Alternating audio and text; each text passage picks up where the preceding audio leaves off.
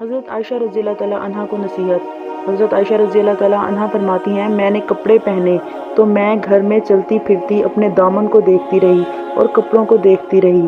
اتنی دیر میں میرے والد گرامی حضرت ابوبکر صدیق رضی اللہ تعالیٰ عنہ تشریف لے آئے اور فرمانے لگے، کیا تمہیں معلوم نہیں ہے کہ اللہ تعالیٰ اس وقت تمہیں نہیں دیکھ رہے؟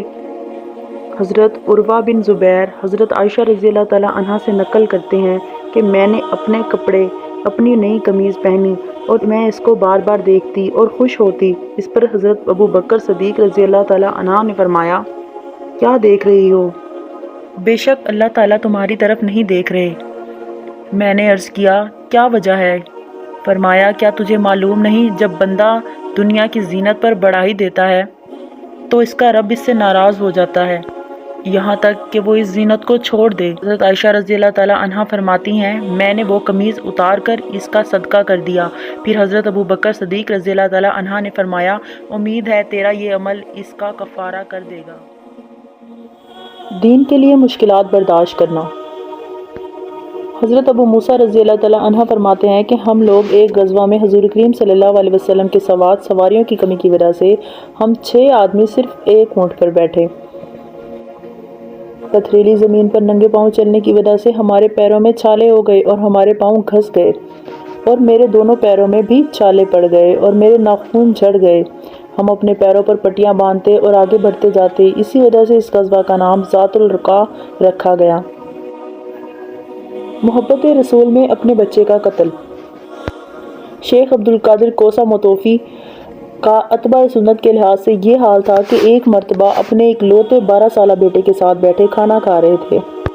کھانے میں لوکی بھی تھی۔ فرمایا، بیٹا، حضور کریم صلی اللہ علیہ وسلم لوکی بہت شوق سے کھاتے تھے۔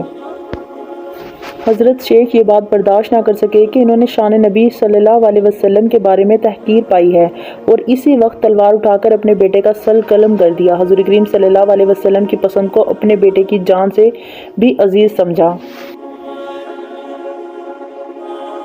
لمبا سجدہ کرنے کی وجہ۔ مولانا یحییٰ رحمۃ اللہ علیہ نماز میں لمبا سجدہ کرتے تھے۔ کسی نے کہا، حضرت اتنا لمبا سجدہ؟ فرمانے لگے، ہاں، نماز میں آقا کے قدموں پر سر رکھ دیتا ہوں، اٹھانے کو جی ہی نہیں کرتا۔ سوچے ان کے دل میں کیا کیفیت ہوتی ہوگی۔ حضرت سعد بن ابی وقاص رضی اللہ تعالیٰ عنہ کی بھوک۔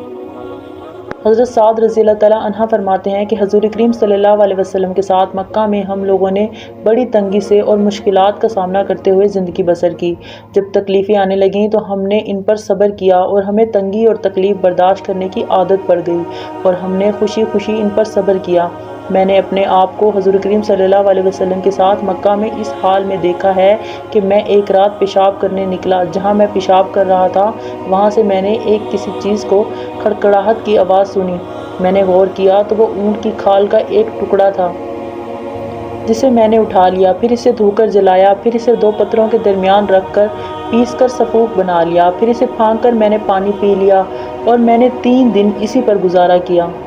حضرت سعد بن ابی وقاص رضی اللہ تعالیٰ عنہ فرماتے ہیں کہ عربوں میں سب سے پہلے میں نے اللہ کے راستے میں تیر چلایا۔